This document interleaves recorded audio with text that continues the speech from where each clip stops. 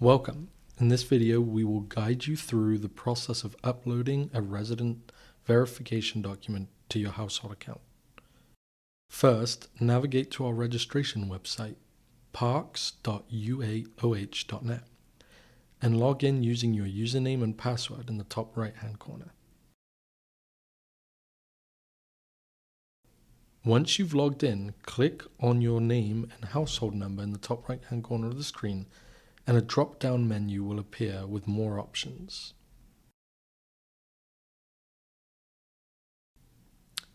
Under the Update section, you will see Documents. Click on that.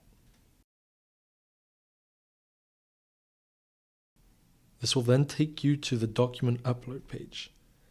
Here, select where you would like to link the document. We'll be linking it to the household. Enter a description for the file and choose Proof of Residency from the document category.